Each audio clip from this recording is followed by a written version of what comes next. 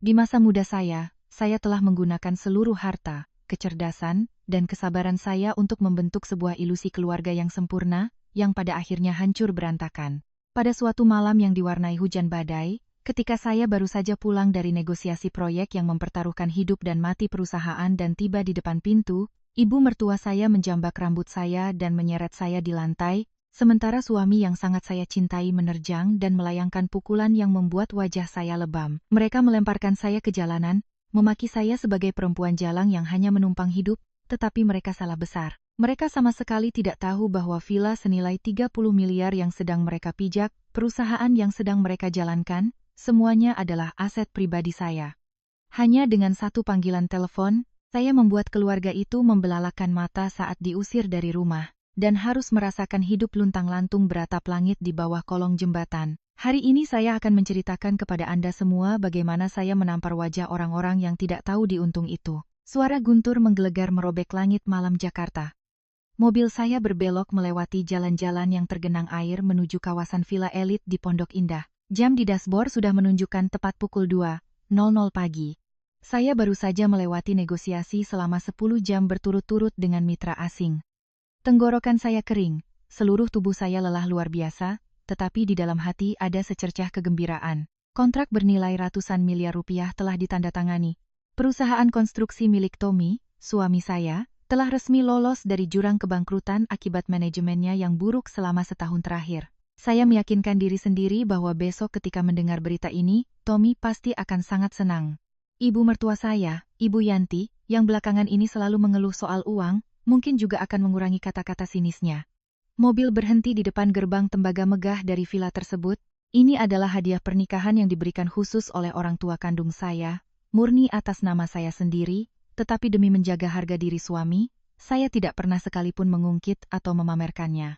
Saya membiarkan Tommy dengan bangga membual kepada kerabatnya bahwa ini adalah properti yang ia bangun dengan tangannya sendiri.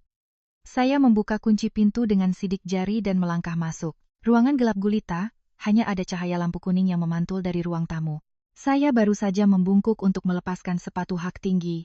Belum sempat meregangkan badan, terdengar suara langkah kaki berdebum berlari dari arah tangga. Jam segini kamu baru menampakkan muka di rumah ini?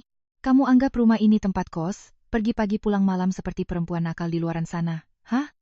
Saya terkejut dan mendongak. Ibu Yanti berdiri menjulang di depan saya, matanya melotot, bertolak pinggang, dan bau minyak kayu putih menyengat keluar dari tubuhnya. Maaf, Bu. Saya baru selesai negosiasi kontrak dengan mitra dari Prancis. Proyek kawasan perumahan sudah ditandatangani. Perusahaan kita selamat, Bu. Saya capek sekali, izinkan saya naik ke kamar untuk istirahat sebentar. Kontrak? Mitra? Kamu mau menipu siapa? Jangan harap bisa membohongi saya. Perusahaan itu milik anak saya, dia direkturnya, dan dia sudah tidur di rumah sejak jam 10 malam. Kamu itu cuma perempuan benalu yang kerjanya mengurus kertas-kertas remeh, memangnya kamu negosiasi dengan siapa? Kamu keluyuran sama laki-laki mana di luar sana, pakai alasan pekerjaan untuk mencoreng-arang di wajah anak saya, kan? Ibu, ucapan ibu itu sudah menghina saya. Selama 5 tahun ini bagaimana saya hidup di rumah ini, ibu yang paling tahu.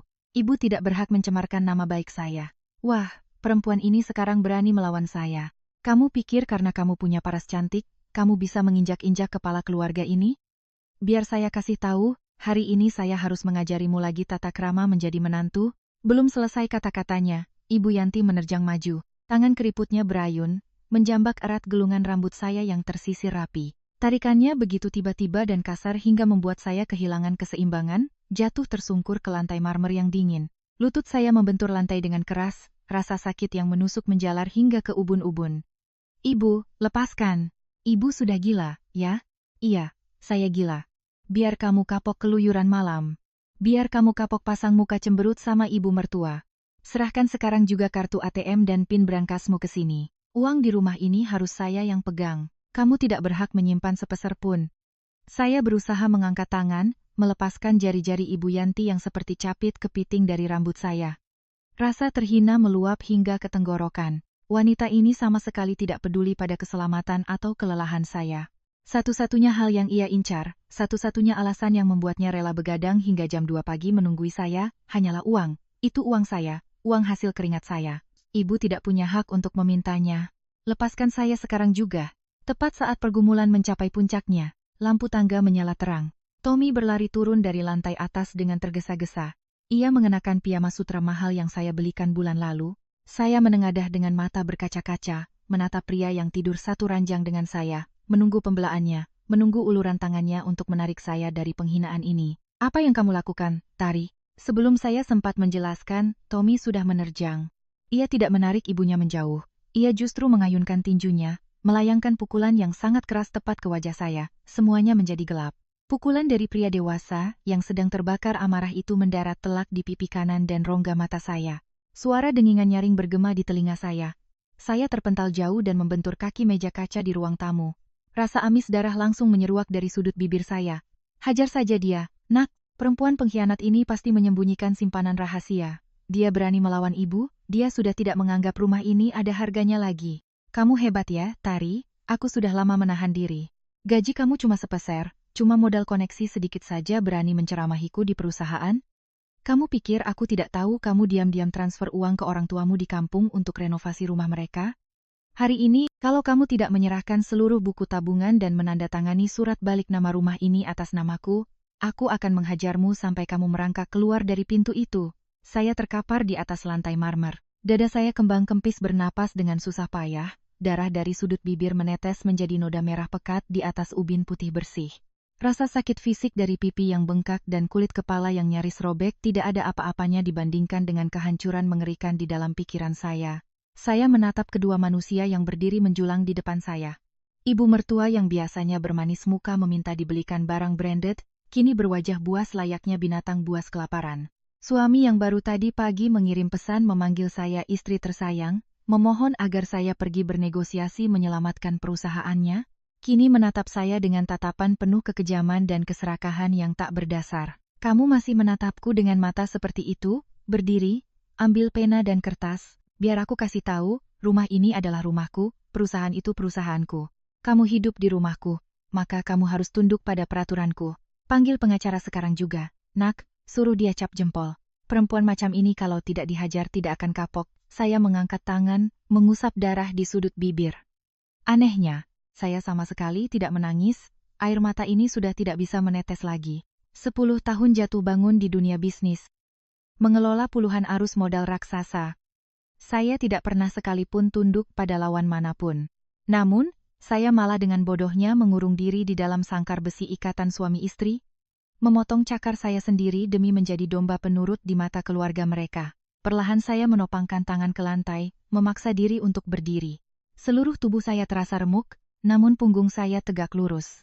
Saya merapikan rambut yang berantakan, membetulkan kerah kemeja yang ditarik hingga kusut. Tatapan saya menyapu wajah penuh kemenangan Ibu Yanti, lalu berhenti pada wajah Tommy yang memancarkan aura membunuh. Kalian sudah selesai bicara? Kamu berani bersikap sombong di depanku? Kamu belum tahu rasa takut? Takut? Saya menatap Tommy, sudut bibir saya terangkat, membentuk senyuman yang sangat dingin. Saya tidak takut, saya cuma merasa mual. Kamu bilang rumah ini milikmu? Perusahaan milikmu, ingatanmu belakangan ini sudah merosot sampai ke tahap menyedihkan. Tommy, tutup mulutmu. Anakku direkturnya. Rumah ini atas nama anakku di kartu keluarga. Kalau bukan miliknya, masa milikmu? Jangan coba-coba memutarbalikkan fakta. Ibu Yanti, pengetahuan hukum ibu sama dangkalnya dengan kepribadian ibu. Terdaftar sebagai kepala keluarga bukan berarti pemilik sah aset. Rumah 30 miliar ini, dari setiap bata hingga sofa yang sedang ibu duduki, semuanya dibeli menggunakan uang saya sebelum saya menandatangani buku nikah dengan anak ibu. Sertifikat hak milik ada di dalam brankas saya, atas nama Mentari, kamu. Kamu bicara sembarangan. Jelas-jelas waktu itu aku memberimu uang 300 juta untuk patungan beli rumah. 300 juta? Saya tertawa keras, tawa yang memecah keheningan larut malam hingga membuat Tommy dan Ibu Yanti terkejut dan mundur selangkah. 300 juta darimu itu cuma cukup untuk membayar biaya instalasi sistem smart home di rumah ini. Tommy, kamu terlalu lama hidup dalam delusi. Dan soal perusahaan, kamu pikir jabatan direkturmu itu karena bakatmu?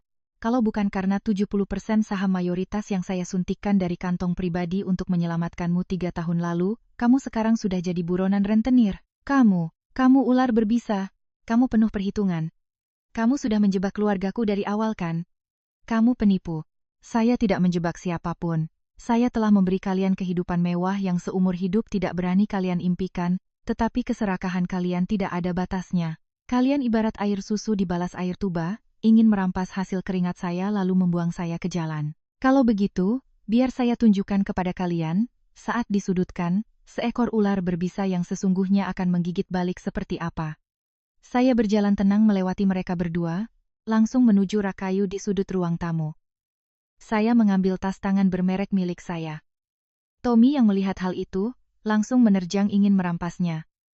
Kamu mau bawa apa? Tinggalkan semuanya di sini. Aku tidak izinkan kamu membawa satu barang pun dari rumah ini. Saya mundur selangkah, tatapan setajam pisau cukur menusuk lurus ke mata Tommy.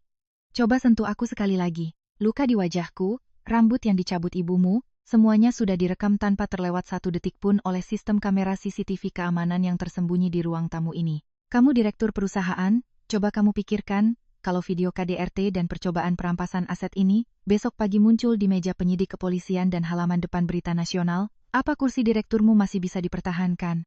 CCTV. Dia bohong. Nak, rumah ini mana ada CCTV, dia cuma mau menakut-nakuti kita. Saya mengambil ponsel dari dalam tas, menyalakan layar, dan membuka aplikasi manajemen Smart Home. Hanya dengan satu sentuhan, saya memutar ulang rekaman video yang baru saja terjadi 5 menit lalu. Suara makian Ibu Yanti dan hantaman keras dari Tommy terdengar jelas memecah keheningan ruang tamu. Wajah Tommy memucat pasih. Ia mundur, kedua tangannya terkulai lemas. Ibu Yanti menganga, jarinya menunjuk ke arah ponsel dengan gemetar.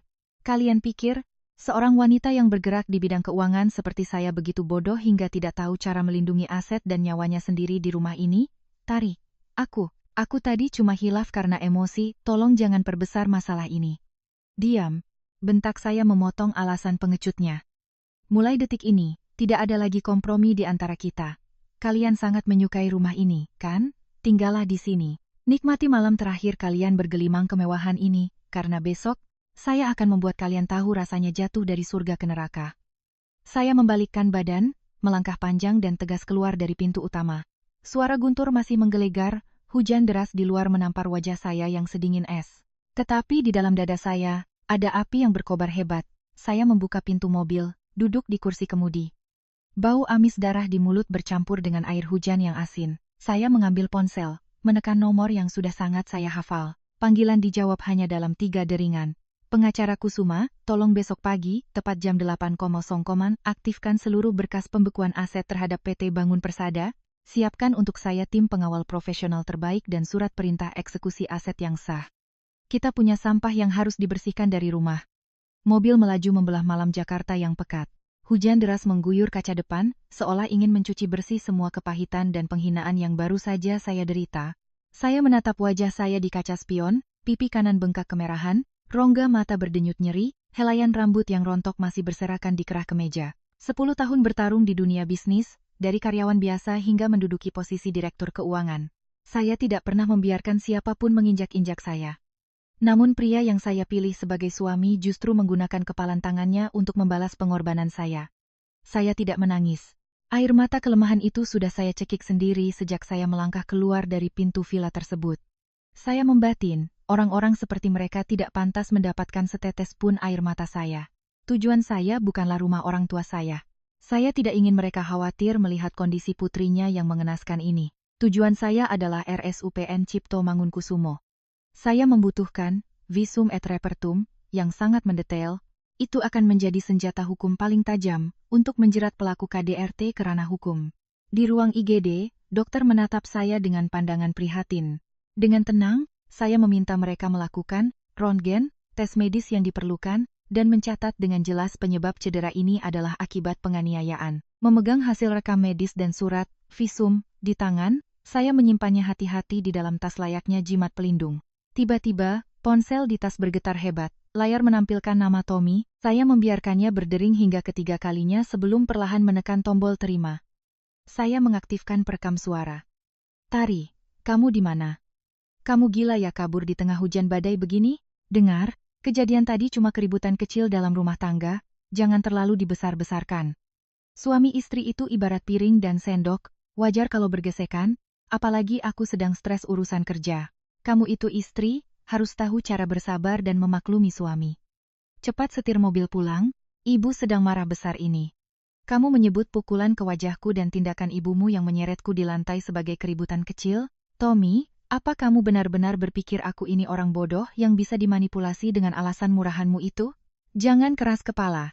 Aku sudah menurunkan gengsiku untuk menelepon dan menyuruhmu pulang. Itu karena aku masih menghargaimu. Jangan lupa kamu ini menantu keluarga siapa. Kalau orang tuamu di kampung tahu kamu melawan ibu mertua dan kabur dari rumah tengah malam, di mana mereka mau menaruh muka di depan tetangga, hati-hati. Lebih baik kamu segera pulang dan minta maaf pada ibu. Sini berikan teleponnya. Kenapa kamu malah diam? Biar aku yang bicara dengan A. Kamu pikir uang recehmu bisa membeli rumah ini? Aku sudah menelepon seluruh keluarga besarku. Besok aku akan beberkan wujud aslimu kepada semua orang. Kamu itu menantu kurang ajar, perempuan tidak benar yang berani memukul ibu mertuanya. Aku akan buat namamu hancur dan tidak bisa mengangkat kepala lagi di Jakarta ini. Silakan ibu telepon, silakan ibu sebarluaskan. Tapi jangan lupa ceritakan juga kepada kerabat ibu secara detail bagaimana ibu dan anak ibu berkomplot ingin merampok aset saya. Kita lihat bagaimana pengacara saya dan pihak kepolisian menilai cerita ibu. Kamu berani menakut-nakuti aku pakai polisi? Kamu pikir keluargaku takut dengan trik murahanmu? Kalau berani, panggil polisi ke sini. Aku akan bilang ke polisi kalau kamu jatuh dari tangga. Coba lihat siapa yang mau jadi saksimu, saya tidak butuh saksi manusia. Sistem kamera keamanan beresolusi tinggi dengan perekam suara di ruang tamu sudah menjadi saksi untuk saya. Kalian nikmati saja sisa kesombongan itu. Saya mematikan telepon dengan dingin, tidak memberi mereka kesempatan untuk melontarkan kalimat sampah apapun lagi. Saya duduk di dalam mobil, membuka laptop, dan menghubungkan internet. Saat itu juga, saya mengirim video rekaman CCTV ruang tamu beserta foto surat, visum, kepada pengacara Kusuma. Beliau adalah kuasa hukum pribadi saya selama bertahun-tahun, seseorang yang sangat tajam, dan tak kenal ampun di meja negosiasi hukum. Saya mengirimkan pesan singkat nan dingin, mulai jalankan rencana B, tarik seluruh modal kerja dari PT Bangun Persada. Siapkan gugatan cerai dan laporan pidana atas KDRT serta percobaan perampasan aset. PT Bangun Persada yang dipimpin Tommy sebagai direktur sebenarnya hanyalah cangkang kosong. 3 tahun lalu, ketika ia terlilit utang besar karena rugi bermain kripto, sayalah yang menggunakan uang pribadi untuk membayar utangnya dan mengakuisisi 70% saham perusahaan. Saya membiarkan dia duduk di kursi direktur hanya untuk menjaga sisa-sisa harga diri pria itu. Namun kini, jabatan semu itu akan menjadi hal pertama yang saya cabut. Tanpa sumber dana dari saya, tanpa tanda tangan persetujuan dari direktur keuangan yaitu saya, PT Bangun Persada akan langsung lumpuh. Para subkontraktor akan datang menagih utang, bank akan menyita aset, Tommy akan mengerti apa harga yang harus dibayar karena menggigit tangan orang yang telah memberinya makan. Saya menyalakan mesin mobil, melesat di tengah kegelapan malam, meninggalkan pernikahan yang telah membusuk sepenuhnya di belakang. Keesokan harinya, saya tidak datang ke kantor. Saya menyewa Presidential Suite di sebuah hotel bintang 5 di kawasan SCBD Jakarta untuk menjadi tempat persembunyian sekaligus markas komando peperangan saya. Wajah saya masih bengkak, tetapi pikiran saya belum pernah sejernih dan sedingin ini. Hal pertama yang saya lakukan di pagi hari adalah menghubungi sebuah biro detektif swasta paling bergengsi di Jakarta. Saya tidak percaya bahwa keagresifan dan keserakahan mendadak dari Ibu Yanti dan Tommy semata-mata karena konflik mertua menantu biasa. Pasti ada motif yang lebih dalam, rahasia yang lebih gelap di balik ketergesaan mereka memaksa saya menandatangani surat balik nama villa senilai 30 miliar malam itu. Hanya dalam 3 hari, setumpuk berkas tebal dari biro detektif itu sudah tergeletak rapi di atas meja kerja saya di hotel. Apa yang saya baca di dalamnya bukan saja membuat saya muak, tetapi juga membuat saya tertawa getir atas kebodohan dan kebutaan saya sendiri selama 5 tahun ini. Suami saya, Tommy, pria yang selalu berbicara tentang moral dan ikatan batin, rupanya telah memelihara wanita simpanan di luar sana selama lebih dari setahun.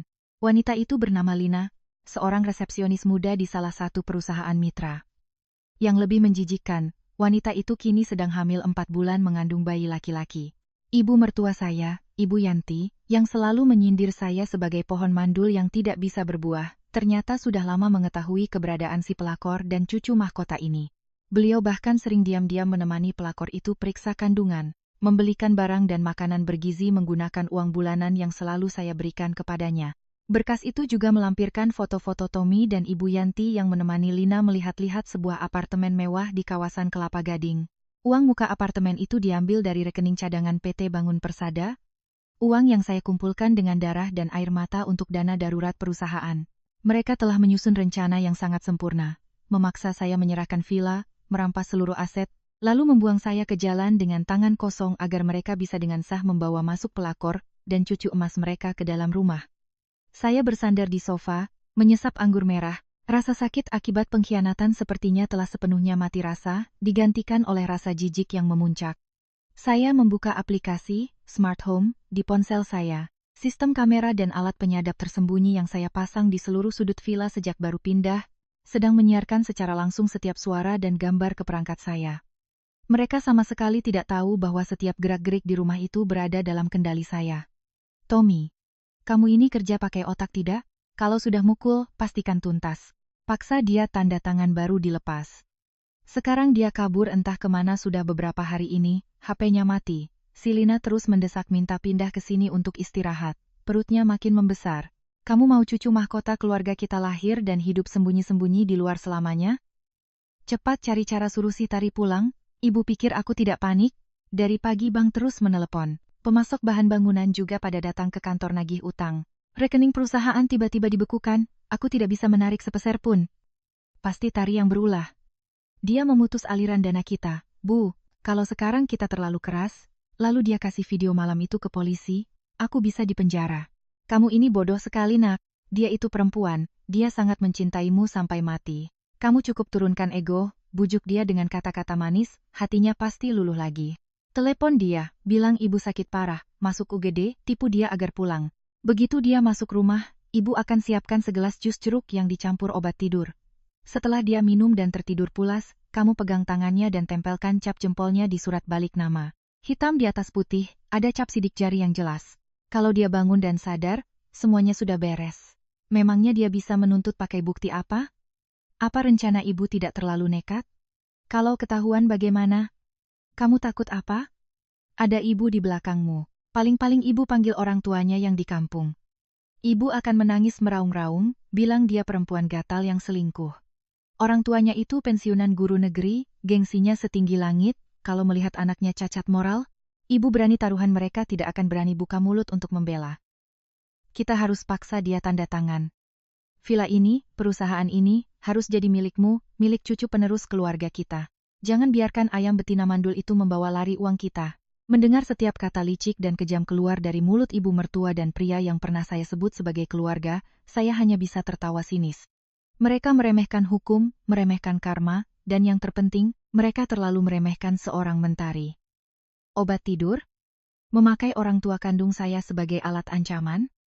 Mereka pikir saya ini domba penurut yang menunggu disembelih?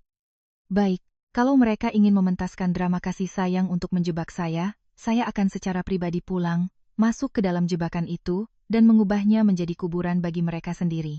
Di permainan ini, sayalah yang akan membalikan kartunya.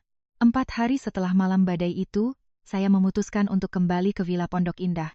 Saya sengaja memilih gaun berwarna abu-abu kusam, memakai riasan tipis, dan sedikit kontur untuk membuat lingkaran hitam di bawah mata terlihat lebih jelas, membuat saya tampak seperti istri yang lelah, hancur, dan terpuruk. Begitu mendorong pintu utama dan melangkah masuk, saya melihat Tommy sedang duduk termenung di sofa dengan wajah cemas. Melihat saya, ia langsung melompat, berlari menghampiri dengan wajah palsu yang membuat saya ingin muntah. Tari, kamu pulang. Kamu kemana saja beberapa hari ini? Aku dan ibu mencarimu kemana-mana. Aku meneleponmu ratusan kali tapi tidak kamu angkat. Maafkan aku, Tari. Malam itu aku habis minum sedikit, pekerjaanku terlalu menekan, jadi aku hilang kendali. Aku minta maaf ribuan kali, kamu boleh memukulku, memakiku sesukamu, tapi tolong jangan pergi lagi. Saya mundur selangkah, menghindari sentuhan tangannya yang kotor. Saya menundukkan wajah memaksa suara saya terdengar serak dan gemetar, persis seperti istri bucin yang sedang terluka parah. Kamu masih peduli padaku? Kukira kamu dan ibu sudah mau membunuhku untuk menguasai rumah ini. Beberapa hari ini aku menginap di rumah teman. Aku tadinya mau mengajukan gugatan cerai, tapi mengingat hubungan pernikahan kita 5 tahun ini, aku tidak tega. Aduh, menantu ibu sudah pulang ya?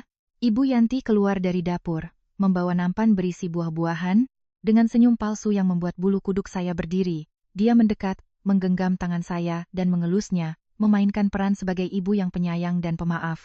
Kejadian kemarin itu ibu yang salah. Ibu terlalu emosi dan gegabah. Tommy juga sudah menyadari kesalahannya. Beberapa hari ini dia menyesal sampai tidak bisa makan dan tidur. Nah, ya, pertengkaran suami istri lebih baik diselesaikan berdua saja. Ibu janji tidak akan pernah bicara kasar lagi padamu. Kamu pasti capek, kan? Duduk sini istirahat, biar ibu buatkan segelas jus jeruk supaya kamu kembali segar. Jus jeruk, tepat seperti apa yang saya dengar melalui CCTV. Mereka benar-benar berniat menggunakan obat tidur untuk memaksa cap jempol saya. Saya mengangguk, berpura-pura luluh oleh kata-kata manis mereka. Iya bu, tolong buatkan saya segelas. Kepala saya juga agak pusing. Tommy, tolong ambilkan baju tidurku di lantai atas, aku mau mandi sebentar. Memanfaatkan momen saat Tommy berlari ke atas dan Ibu Yanti sibuk meracik jus jeruk mematikan di dapur, saya dengan cepat masuk ke ruang kerja Tommy di lantai bawah.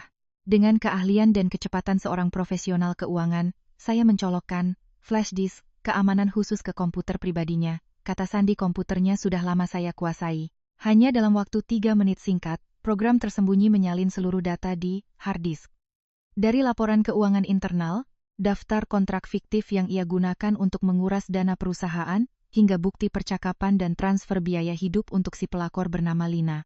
Saya mencabut flash disk itu dan menyembunyikannya di balik pakaian dalam saya, sekaligus dengan cekatan menempelkan kamera super kecil berbentuk kancing baju di sudut tersembunyi pada rak buku di seberang meja kerjanya.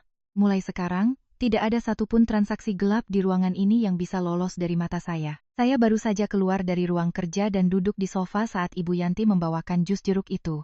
Ini jus jeruknya nak, minum pelan-pelan supaya segar, lalu naik ke kamar istirahat. Saya menerima gelas itu, bisa merasakan tatapan tegang Tommy dan Ibu Yanti, yang terpaku pada tangan saya, menunggu dengan cemas. Saya perlahan mengangkat gelas itu mendekati mulut, lalu tiba-tiba mengerutkan kening dan menurunkannya. Ibu, apa jus ini pakai pemanis buatan? Baunya agak menyengat. Belakangan ini saya lagi pantang gula, kalau minum ini bisa alergi gatal-gatal. Biar saya taruh di kulkas dulu, nanti kalau Mas Tommy haus biar dia saja yang minum. Saya permisi ke atas untuk mandi. Tanpa memberi mereka kesempatan bereaksi, saya meletakkan gelas itu dengan keras di atas meja kaca, mengambil tas, dan langsung naik ke lantai 2. Di belakang saya, terdengar jelas suara gigi Ibu Yanti yang gemeretak menahan marah, serta helaan napas kecewa dari Tommy. Rencana meracuni dan memaksa tanda tangan mereka telah gagal total. Tetapi itu baru pemanasan. Saya mengunci pintu kamar tidur, menyalakan laptop, memasukkan flash disk, dan mengirimkan seluruh data yang baru saja saya curi ke server aman milik pengacara Kusuma. Perang pembersihan baru saja dimulai sesungguhnya. Setiap rupiah keringat dan air mata yang mereka curi dari saya untuk memelihara pelakor, akan saya buat mereka muntahkan bersama darah. Mereka menginginkan rumah ini, menginginkan perusahaan ini. Saya akan memberi mereka setumpuk utang raksasa, cangkang perusahaan yang hancur berantakan, dan tiket sekali jalan menuju penjara. Memanfaatkan siasat mereka sendiri, saya akan membiarkan mereka menjerat leher mereka dengan tali yang mereka buat. Lanjutkan saja akting kalian, dasar para pengkhianat. Karena panggung ini, naskahnya sayalah yang menulis. Malam itu, terkunci di kamar, saya tenggelam dalam lautan data yang baru saja saya ambil dari komputer Tommy. Cahaya dari layar laptop memantul ke wajah saya dengan dingin. Setiap angka, setiap deret mutasi, setiap draft kontrak fiktif muncul terpampang layaknya belati tajam yang menusuk ke selubung pernikahan palsu yang selama ini mati-matian saya pertahankan. Tommy bukan sekadar suami yang brengsek. Ia benar-benar parasit yang menggerogoti setiap rupiah dari modal PT Bangun Persada, di mana saya memegang 70% sahamnya.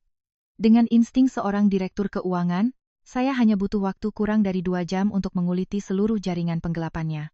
Tommy telah mendirikan 3 perusahaan fiktif atas nama orang-orang kepercayaannya. Segala material konstruksi untuk proyek besar dibeli melalui perantara perusahaan-perusahaan ini dengan harga yang digelembungkan 30% hingga 50% di atas harga pasar. Selisih uang dalam jumlah sangat fantastis itu sama sekali tidak digunakan Tommy untuk investasi ulang. Ia mentransfernya langsung ke sebuah rekening pribadi atas nama Lina. Itu adalah nama si pelakor yang kini sedang mengandung anaknya. Saya mengeklik folder foto yang disembunyikan di dalam kandar. Sederet foto Tommy dan Lina berlibur ke luar negeri. Foto sertifikat apartemen mewah di Kelapa Gading atas nama Lina. Bukti struk pembelian tas bermerek dan perhiasan berlian bermunculan satu persatu. Total uang yang ia kuras dari perusahaan selama lebih dari setahun telah mencapai angka 10 miliar. 10 miliar rupiah. Itu adalah uang hasil darah dan keringat saya. Uang dari malam-malam saya begadang menyusun laporan.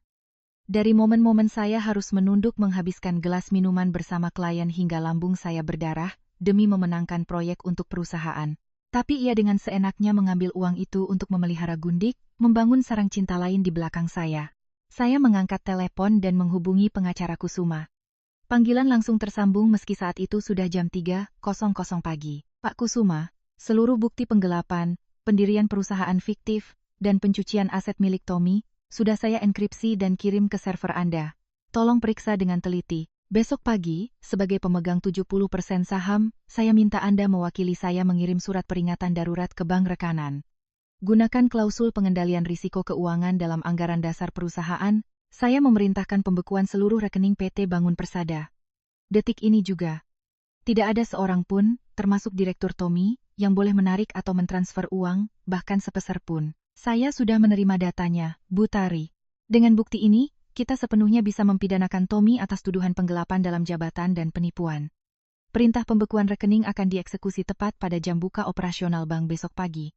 Proyek-proyek yang sedang ia jalankan akan segera lumpuh karena kehabisan modal kerja, dia akan tersudut. Belum selesai. Buatkan juga saya draft laporan ke Dewan Komisaris untuk menuntut pertanggungjawaban direktur atas defisit aliran dana yang masif ini. Tapi tunggu, jangan dikirim dulu. Saya ingin Tommy merasakan sendiri kepanikan saat melihat kerajaan fantasinya runtuh tanpa tahu dari mana asalnya. Kita akan menarik tali jerat ini perlahan-lahan. Keesokan paginya, saya bangun lebih awal. Mengenakan baju tidur yang tertutup, saya pura-pura memijat pelipis, berpura-pura masih tidak enak badan. Tommy bangun dan menatap saya dengan curiga, tetapi ia tetap berusaha tampil perhatian. Ia sama sekali tidak tahu bahwa tepat di saat ia sedang merapikan dasi mahalnya untuk pergi ke kantor dengan pongah, perintah pemblokiran aset telah resmi berlaku. Saya duduk di meja makan, menyeruput susu hangat, diam-diam mengamati sandiwara ibu dan anak itu. Tommy, hari ini sampai kantor jangan lupa suruh akuntan transfer ibu 50 juta ya. Ibu mau pesan kursi pijat impor model terbaru, pinggang ibu sering sakit belakangan ini. Terus kalian kamu aturkan buat beli member VIP, spa di Senopati. Teman-teman arisan ibu semuanya sudah punya, masa ibu tidak ada, nanti diketawakan orang. Ibu tenang saja. Itu urusan kecil. Nanti sampai kantor aku suruh kepala keuangan langsung transfer ke rekening ibu. Perusahaan kita lagi masa jaya-jayanya. Proyek perumahan baru ditandatangani, uang bakal mengalir deras. Ibu mau beli apa saja silakan, tidak usah mikir-mikir. Saya menundukkan kepala, mengaduk susu perlahan dengan sendok, sudut bibir saya tersungging. Uang mengalir deras, ya? Biar kita lihat sebentar lagi dari mana kamu dapat air untuk minum. Tepat pukul 10.00 pagi, saat Tommy baru saja melangkah masuk ke ruang direktur, alat penyadap dan kamera super kecil yang saya pasang mulai mengirimkan sinyal ke ponsel saya. Apa? Kamu bilang apa? Rekening perusahaan dibekukan? Siapa yang perintahkan? Saya ini direkturnya. Bank ini kerjanya bagaimana sih? Melalui layar ponsel, saya melihat Tommy menggebrak meja dengan keras, wajahnya merah padam, urat nadi menonjol jelas di dahinya. Di depannya berdiri kepala keuangan yang gemetar ketakutan memeluk map dokumen. Maaf, Pak Direktur. Pihak bank baru saja memberitahu bahwa pemblokiran ini diminta oleh pemegang saham mayoritas 70%. Mereka bilang ada indikasi risiko keuangan serius, jadi untuk sementara waktu membekukan semua transaksi keluar. Pagi ini ada 3 supplier yang datang bawa tagihan material. Tukang di proyek juga mau mogok kerja minta kasbon gaji. Sekarang di kas kecil kita tidak ada uang sama sekali, sedangkan rekening terkunci. Kami bingung harus berbuat apa, Pak. Bajingan, perempuan sialan itu berani main-main denganku. Dia sengaja mau membuatku mati kutu. Coba panggil kepala bagian hukum ke sini. Aku akan menuntut bank itu. Aku akan menuntut perempuan jalang itu. Saya duduk santai di villa, menyesap teh krisan. Menuntut saya? Bagaimana caranya? Sedangkan seluruh dokumen legal yang sah ada di tangan saya, sementara dia hanyalah pegawai bergaji, seorang direktur boneka, tidak lebih. Kepanikan Tommy merambat cepat dari kantor hingga ke rumah. Siang itu, Tommy pulang ke villa seperti binatang buas yang terluka. Wajahnya pucat pasi, ia tak lagi terlihat berwibawa seperti tadi pagi. Ibu Yanti yang melihat anaknya terengah-engah langsung menyambutnya. Ada apa nak? Uang untuk kursi pijat ibu sudah ditransfer belum? Pihak toko sudah menelepon ibu minta uang DP. Kursi pijat apanya? Ibu diamlah. Perusahaan kita hampir bangkrut. Si Tari menarik modal. Dia mengunci bersih rekening perusahaan. Puluhan miliar utang material dan gaji mandor menggantung di kepalaku, aku tidak punya uang buat bayar. Besok, debt collector dan preman bisa datang ke rumah ini menyita barang. Ya Tuhan, anak kurang ajar itu, ibu sudah bilang malam itu, paksa dia tanda tangan segera, tapi kamu tidak mau dengar. Sekarang dia sadar dan menggigit balik keluarga kita. Terus bagaimana sekarang? Dari mana kita dapat uang buat bayar utang? Kalau preman-preman itu datang bawa golok, bagaimana? Aku tidak tahu. Sekarang satu-satunya cara, kita harus paksa dia tanda tangan surat balik nama villa ini atas namaku, lalu aku bawa SHM-nya ke bank untuk digadaikan buat memutar modal. Bagaimanapun caranya, ibu dan aku harus merebut sertifikat itu dari tangannya. Kalau tidak, sekeluarga kita bakal jadi gelandangan. Saya berdiri di balkon lantai 2, mendengar dengan jelas setiap kata licik dan jahat dari ibu dan anak itu. Mereka benar-benar sudah kehabisan jalan, sampai-sampai mau menggadaikan villa milik saya demi membayar utang yang Tommy pakai untuk menghidupi pelakornya. Kelicikan dan kekejaman keluarga ini benar-benar mencapai batas yang tidak bisa dibayangkan akal sehat. Saya tersenyum dan kembali ke kamar tidur. Tiba saatnya saya menebar jaring terakhir. Mereka mau SHM, mereka mau surat kuasa, saya akan berikan apa yang mereka mau. Tapi itu akan menjadi surat penetapan hukuman mati bagi mereka sendiri. Beberapa hari setelah rekening perusahaan dibekukan, udara di dalam rumah menjadi sangat mencekam. Tommy gelisah seperti cacing kepanasan. Ponselnya berdering terus-menerus ditagih debt collector. Ibu Yanti tak karuan mondar-mandir merutuk pelan, tetapi tak berani bicara keras di depan saya. Mereka mulai mengubah taktik, dari yang tadinya beringas, kini beralih menjadi sok manis dan menjilat. Kebetulan sekali, akhir pekan ini tepat bertepatan dengan ulang tahun Ibu Yanti yang ke-60. Dulu, setiap kali ia ulang tahun, sayalah yang mengeluarkan uang pribadi untuk memesan satu restoran bintang 5. Mengundang seluruh sanak saudara untuk makan mewah agar ia bangga. Tahun ini, Tommy dan Ibu Yanti memutuskan mengadakan pesta besar tepat di villa ini. Saya tahu betul ini bukan sekadar pesta ulang tahun. Ini adalah drama panggung yang disusun rapi, sebuah hongmen banquet, pesta jebakan, yang mengandalkan tekanan massa orang banyak agar saya mau menyerahkan aset raksasa saya. Hari Sabtu tiba, villa dihias sedemikian rupa. Ibu Yanti memakai kebaya merah marun, lehernya dihiasi kalung mutiara palsu yang selalu ia banggakan sebagai barang mewah. Kerabat keluarga suami berdatangan, mulai dari pakde sesepuh, paman, bibi, hingga saudara jauh yang jarang terlihat. Semua orang saling menyanjung dan memberi selamat. Mata mereka menyapu sekeliling villa yang megah dengan tatapan iri dan rakus. Mereka semua percaya bahwa ini adalah properti hasil keringat Tommy, dan saya hanyalah menantu beruntung yang menumpang hidup. Aduh, bapak-bapak, ibu-ibu, jangan terlalu memuji. Tommy ini anak yang sangat berbakti. Dia bilang ulang tahun ibu tahun ini harus dirayakan di rumah supaya hangat. Rumah ini juga murni hasil jerih payahnya banting tulang selama bertahun-tahun. Kalau Tari itu ya, beruntung saja dia bisa nikah sama anak saya. Lagi pula perempuan tahu apa soal bisnis besar? Saya menuruni tangga, mengenakan gaun sutra hitam elegan. Aura saya begitu memancar, kontras dengan raut kelelahan yang mereka harapkan dari saya. Melihat saya muncul, kerumunan mendadak diam. Pakde sesepuh berdeham, mengelus jenggot tipisnya, dan mulai melantunkan ceramah moral adat yang sudah mereka persiapkan. Tari sudah turun ya, hari ini ibu mertuamu ulang tahun. Sebagai menantu tertua, kamu harusnya tahu diri sedikit. Tommy belakangan ini bisnisnya sedang sulit. Kamu sebagai istri harus tahu cara berbagi beban dengan suami. Pakde dengar kamu menahan sertifikat rumah ini dan buku tabungan si Tommy. Perempuan itu tidak baik memegang terlalu banyak harta. Serahkan saja semuanya untuk diurus suami, supaya dia bisa pakai buat modal usaha. Itulah kodrat berumah tangga.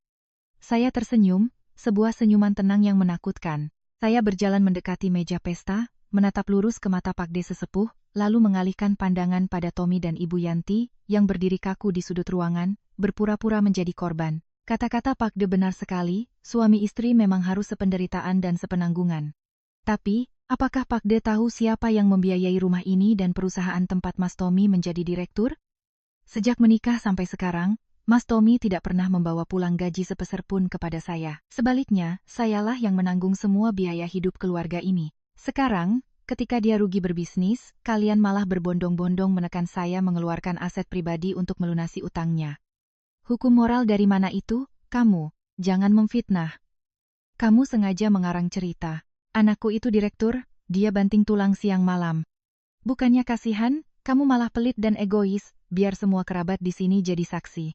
Punya menantu seperti ini sungguh malapetaka buat keluarga. Kalau kamu tidak tanda tangan surat kuasa serah terima rumah ini biar Tommy bisa selesaikan utangnya, silakan angkat kaki dari sini. Tari, aku mohon, Tommy berakting sangat meyakinkan. Ia bahkan berlutut dengan satu kaki di lantai, matanya berkaca-kaca di depan semua kerabat. Preman-preman itu sudah membuatku terpojok.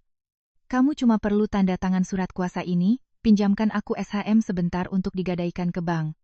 Begitu proyek cair, aku akan langsung tebus lagi. Tolong selamatkan nyawaku, aku memohon padamu. Kerumunan mulai berbisik-bisik, mengkritik saya sebagai wanita berdarah dingin yang tidak mau menolong suami sendiri. Mereka menyodorkan selembar surat kuasa pelepasan hak atas tanah dan bangunan yang sudah disiapkan, tinggal menunggu tanda tangan saya. Mereka pikir saya akan menyerah karena tekanan sosial dan demi menjaga gengsi. Tetapi mereka salah total. Saya perlahan membuka PC saya, menarik keluar selembar kertas yang juga dipenuhi ketikan, beserta sebuah pulpen. Saya melangkah ke depan Tommy. Sorot mata saya tak lagi menampakkan kemarahan, hanya tersisa rasa kasihan melihat orang bodoh. Baiklah, kalau kamu berkata demikian, demi ikatan pernikahan kita, aku akan menyelamatkanmu. Ini adalah draft surat kuasa yang sudah kusiapkan melalui pengacara.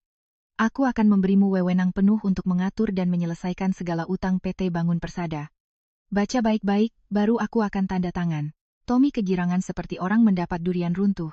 Ia dan Ibu Yanti buru-buru merampas kertas itu dari tangan saya. Mata mereka dibutakan oleh keserakahan, ditambah dengan ketidaktahuan mereka terhadap istilah hukum. Mereka hanya membaca sekilas tulisan memberi wewenang penuh pada PT Bangun Persada dan langsung menyodorkan pulpen kepada saya. Mereka sama sekali tidak tahu bahwa dokumen yang saya berikan tidak memiliki satu huruf pun yang menyinggung soal wewenang hak atas villa 30 miliar ini. Itu adalah sebuah surat kuasa pertanggungjawaban mutlak yang dirancang sebagai jebakan hukum. Di dalamnya tertulis dengan jelas, Tommy secara pribadi dan tanpa batas bertanggung jawab penuh atas semua kredit macet, pinjaman rentenir ilegal, dan kewajiban finansial yang ditimbulkan dari PT Bangun Persada, dan ia dilarang menggunakan aset pribadi saya, Tari, sebagai pelunasan. Dengan kata lain, saya secara sah memindahkan seluruh gunung utang itu langsung ke kepalanya, dan ia tidak akan bisa lagi melarikan diri. Dengan pulpen di tangan, saya dengan tenang membubuhkan tanda tangan. Garisan tintanya tajam di atas kertas. Begitu saya meletakkan pena, Ibu Yanti langsung merampas kertas itu dan memeluknya erat-erat bak harta karun. Dia tanda tangan. Dia sudah tanda tangan. Ya Tuhan, akhirnya rumah ini jadi milik anak saya. Kamu ini bodoh sekali, Tari. Setelah kamu tanda tangan, kamu sudah tidak berguna lagi.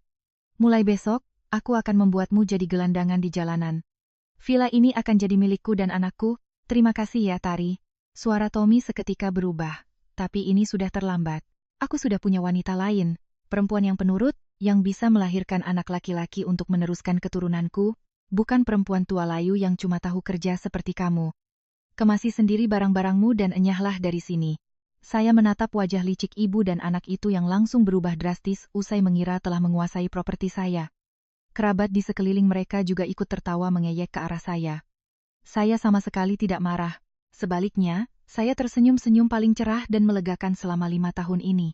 Saya menatap mereka seolah melihat sekelompok badut yang sedang melawak di atas liang lahat mereka sendiri. Begitukah? Kamu yakin kertas yang kamu pegang itu adalah surat balik nama rumah? Simpan baik-baik ya Tommy. Beberapa hari lagi kamu akan mengerti apa kekuatan sebenarnya dari kertas itu. Selamat ulang tahun, Ibu Yanti.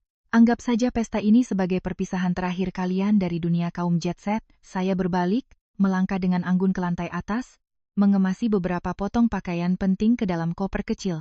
Di lantai bawah, suara tawa puas, dentingan gelas bir, dan ucapan selamat dari Ibu Yanti beserta rombongan kerabatnya terus bergema. Mereka sedang mabuk dalam impian menjadi kaya raya, sama sekali tidak tahu bahwa bom waktu bernama hukum dan jeratan utang telah resmi diaktifkan, tinggal menunggu waktu meledak dan menghanguskan seluruh hidup mereka. Keesokan paginya, tepat di hari Minggu setelah pesta konyol itu, suasana di Villa Pondok Indah berubah total. Ibu Yanti dan Tommy berjalan hilir mudik dengan kepala terangkat, bersikap arogan tanpa repot-repot menyembunyikannya. Mereka menggenggam erat surat yang saya tanda tangani semalam, yakin sepenuhnya bahwa mereka sudah menguasai nyawa finansial saya dan menjadi penguasa villa 30 miliar ini. Saya masih duduk tenang di ruang tamu, menyesap kopi hitam pekat. Tangan saya menggeser layar iPad, memeriksa laporan dari pengacara Kusuma. Semuanya berjalan sesuai rencana. Sekitar jam 10 pagi, bel pintu berbunyi nyaring. Ibu Yanti dengan gembira berlari membuka pintu. Beberapa menit kemudian, ia menuntun seorang wanita muda masuk ke ruang tamu. Wanita itu berusia sekitar 25 tahun, mengenakan dress hamil bermerek yang ketat, sengaja memamerkan perutnya yang sudah agak membesar. Wajahnya dipenuhi riasan menor, matanya yang digambar runcing tajam menyapu ruang tamu mewah itu dengan tatapan rakus dan penuh kemenangan. Dia adalah Lina, gundik kecil yang selama setahun terakhir dibiayai Tommy dengan uang hasil keringat saya. Ayo masuk nak, hati-hati jangan sampai terpeleset. Kamu sedang mengandung cucu penerus keluarga kita, jalan pelan-pelan ya, Tommy. Turun ke bawah, lihat siapa yang datang. Lina sudah pindah untuk tinggal selamanya di rumah kita. Tommy berlari turun dari lantai atas. Begitu melihat Lina, matanya berbinar. Ia langsung menerjang dan memeluk wanita itu, mengelus perut buncitnya, sepenuhnya mengabaikan keberadaan saya yang sedang duduk di sofa tepat di hadapan mereka. Lina, kamu sudah datang?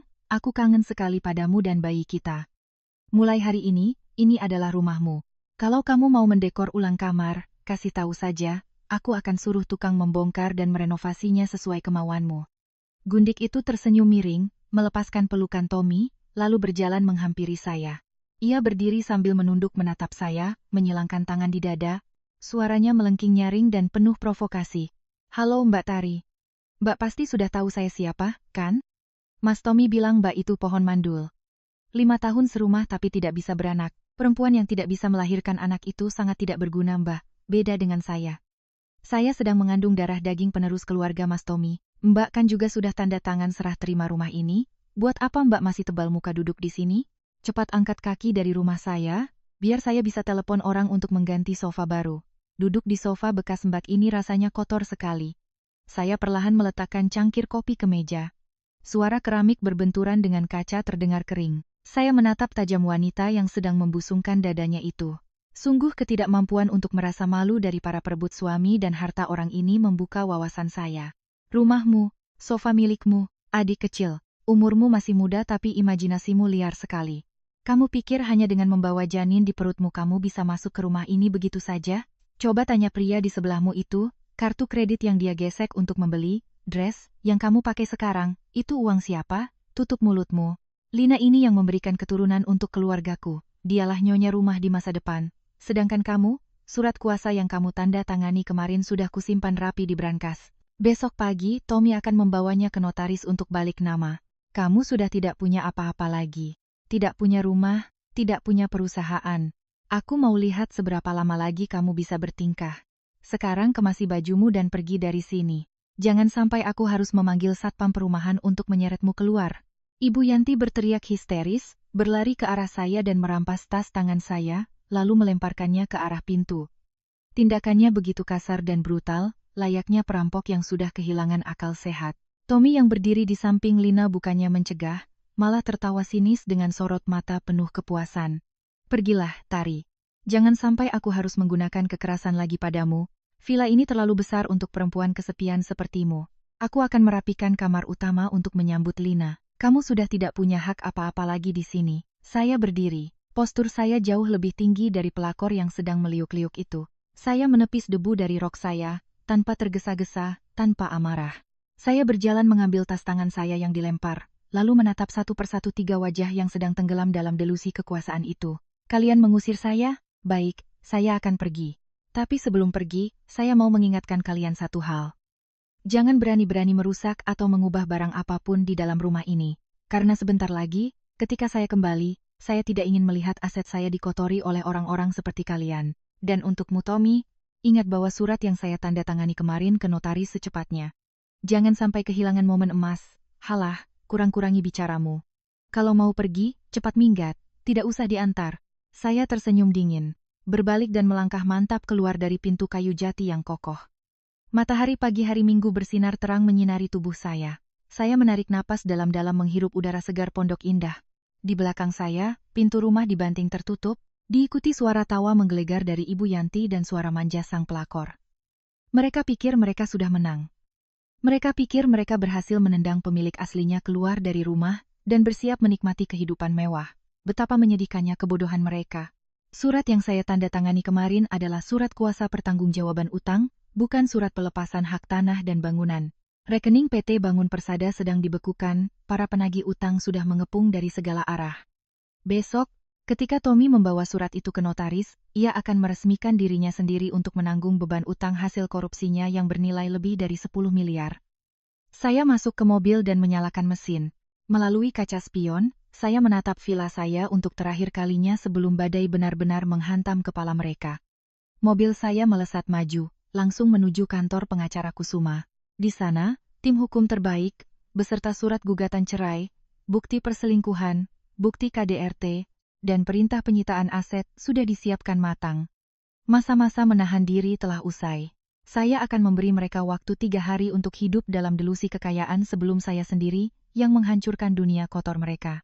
Saya akan memastikan mereka membayar mahal untuk setiap tetes darah dan air mata yang saya curahkan.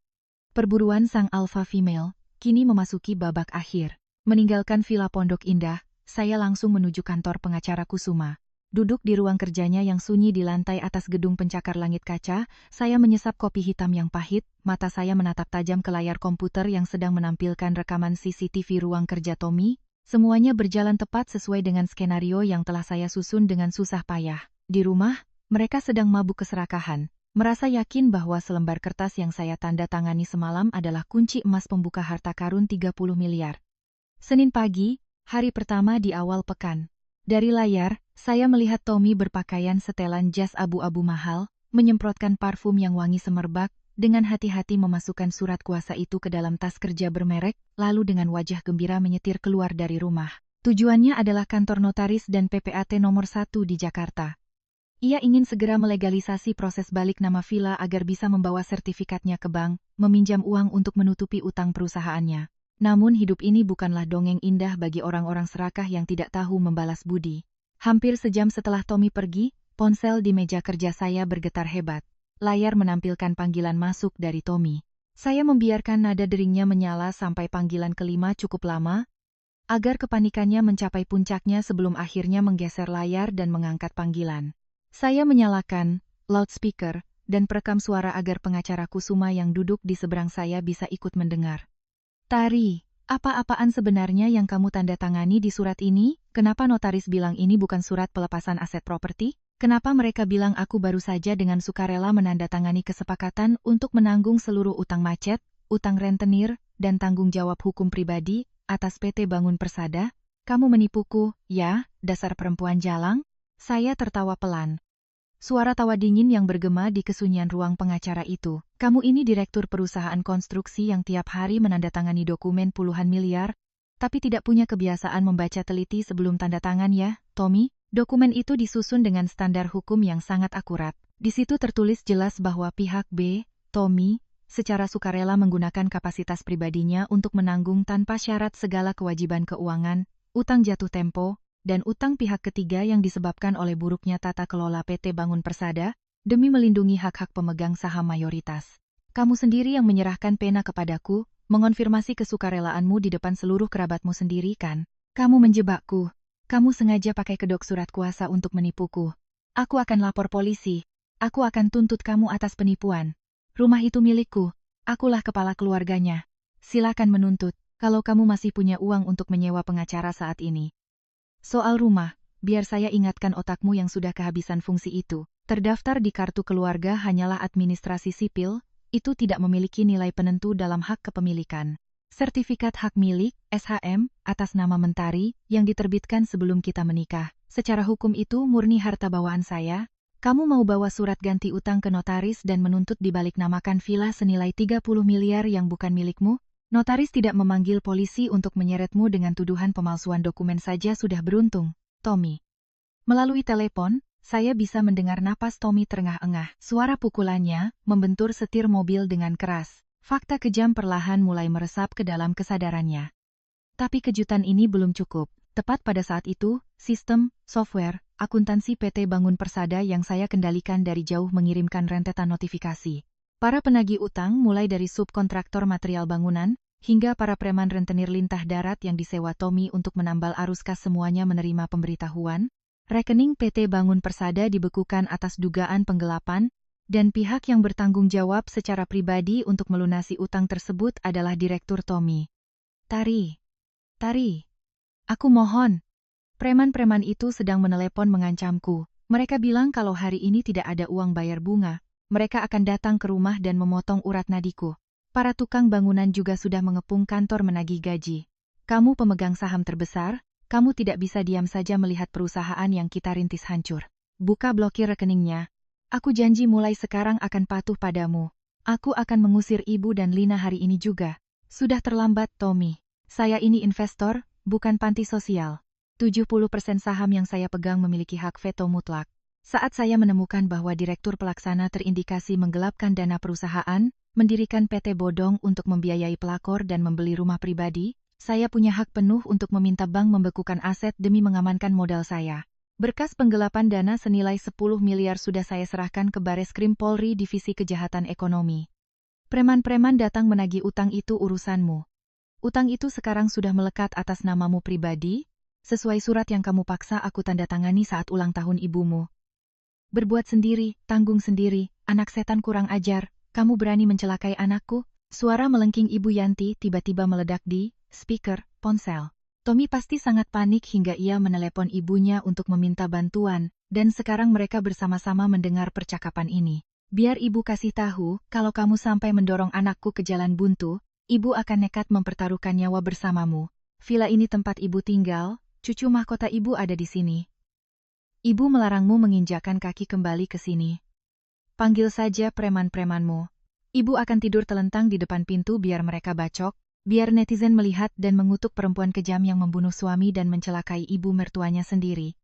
Ibu Yanti. Ibu masih bergantung pada logika konyol para pembuat onar ya? Ibu pikir masyarakat ini berjalan dengan air mata buaya dan rengekan histeris ibu? Preman-preman tidak akan datang ke villa itu. Karena pagi ini, saya telah mendaftarkan permohonan ke pengadilan untuk status penetapan sita jaminan, menegaskan hak milik absolut saya, dan meminta aparat kepolisian untuk melindungi aset saya.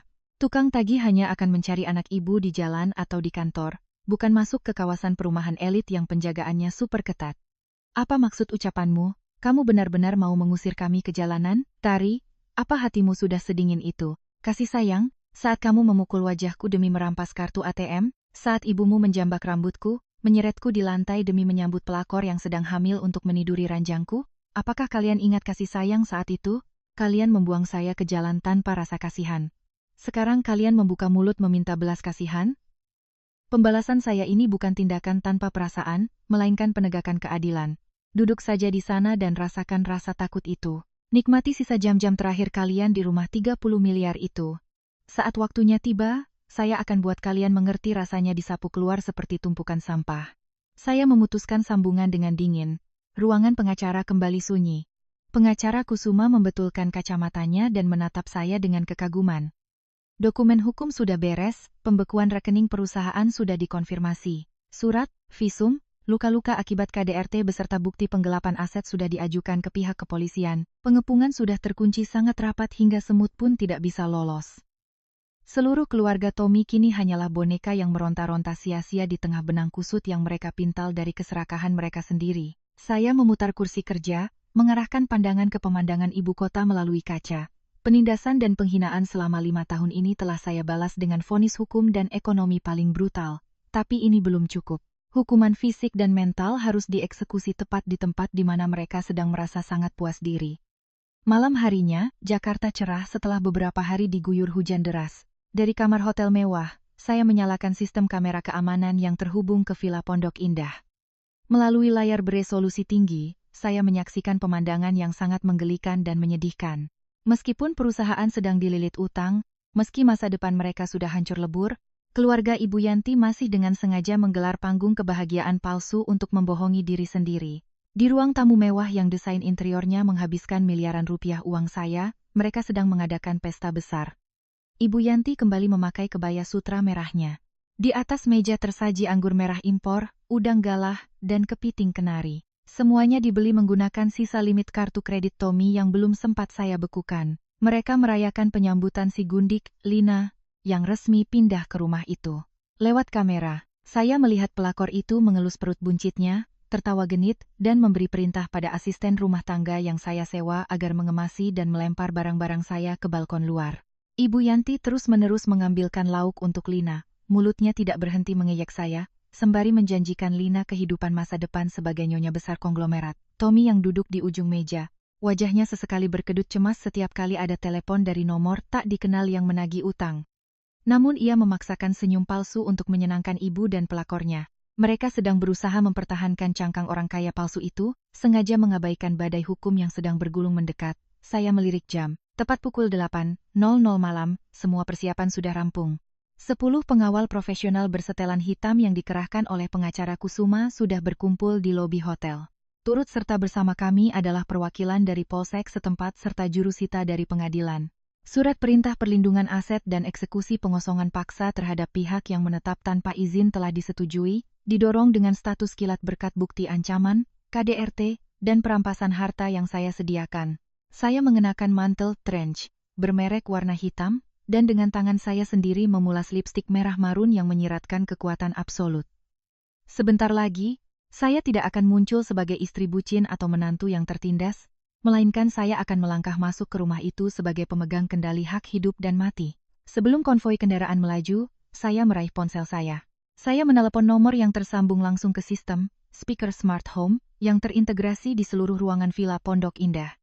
Saya telah mengatur sistem ini sebagai admin tertinggi, dapat menyiarkan langsung suara saya dengan volume maksimal yang tidak bisa dimatikan oleh siapapun di dalam rumah, kecuali jika mereka mencabut gardu listrik utama. Saya ingin menghancurkan suasana perayaan palsu mereka. Terdengar bunyi bip koneksi. Melalui kamera CCTV, saya melihat mereka tersentak dan berhenti makan. Mata mereka kebingungan melihat ke sekeliling saat speaker di plafon tiba-tiba meledakkan suara saya. Selamat malam, Ibu Yanti, Tommy, dan tamu tak diundang yang sedang menduduki sofa saya. Pestanya enak? Tari, kamu ada di mana? Kenapa suaramu menggema di dalam rumah ini? Ilmu hitam apa yang sedang kamu mainkan? Perempuan sialan? Tari, matikan mainan gila ini. Sampai kapan kamu mau membuat keributan?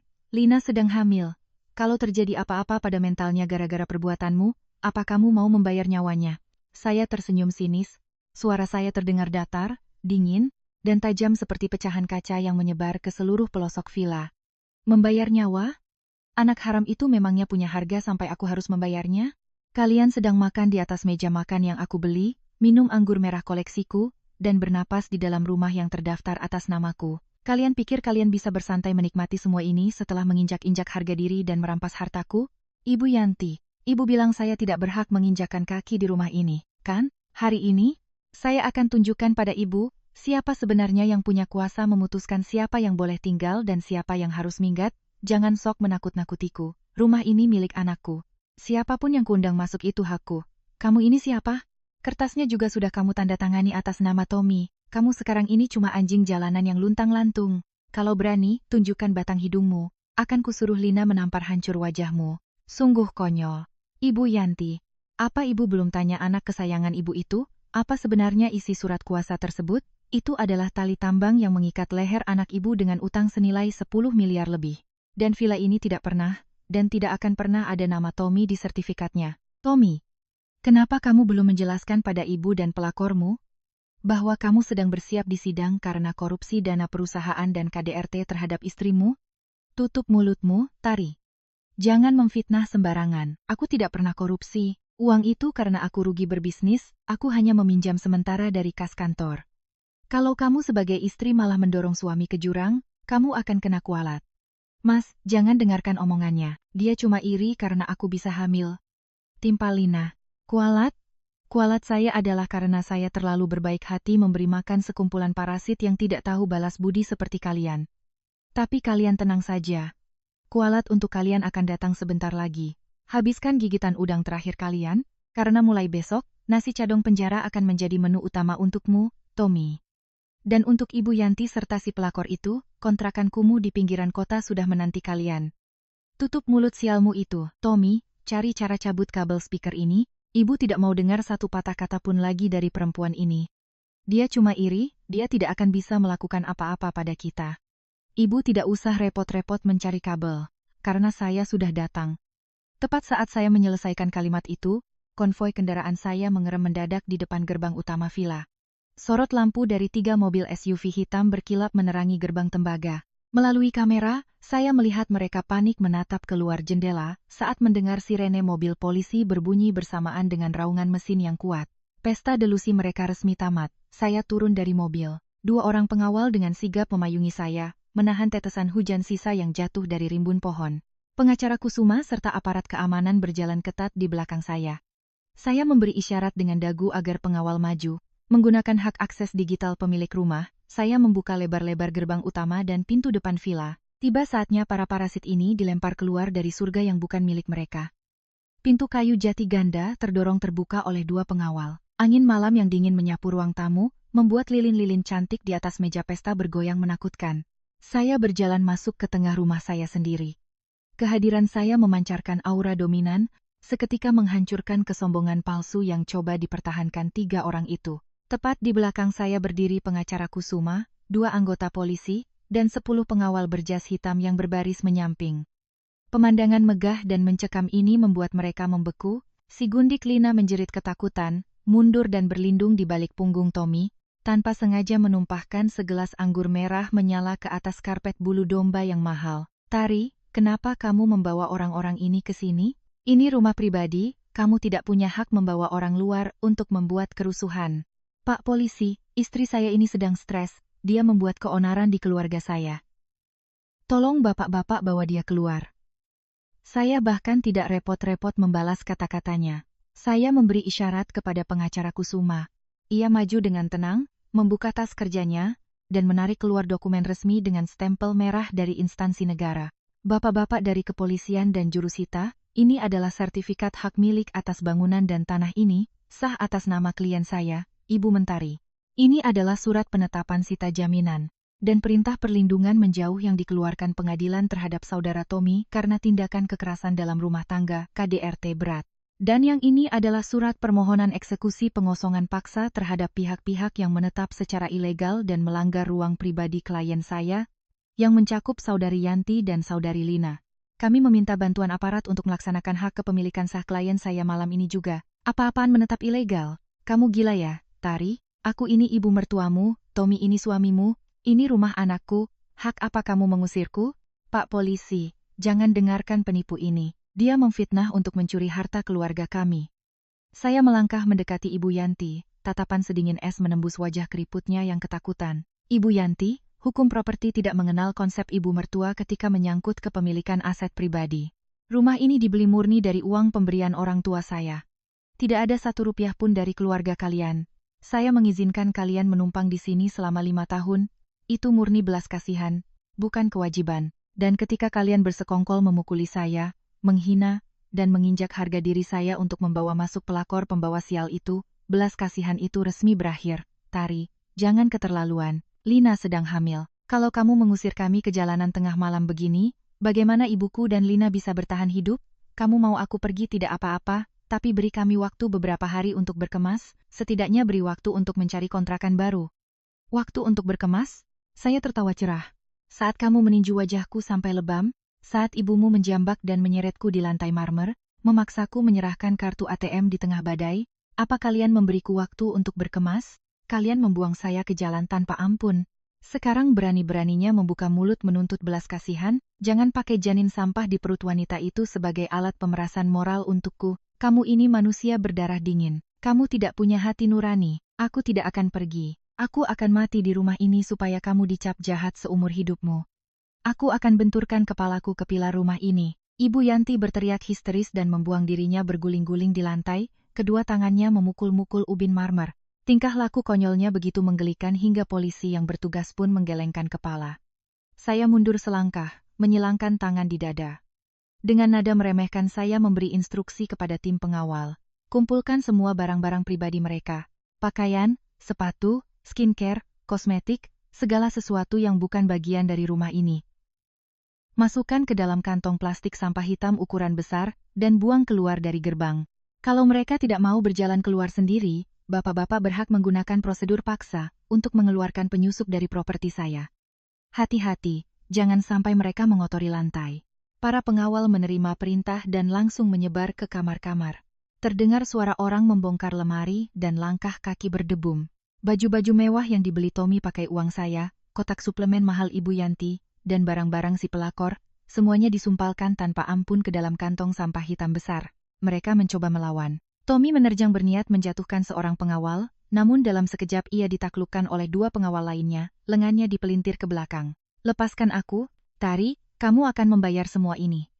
Kamu mempermalukanku. Aku akan membunuhmu. Kamu tidak punya kesempatan itu lagi, Tommy."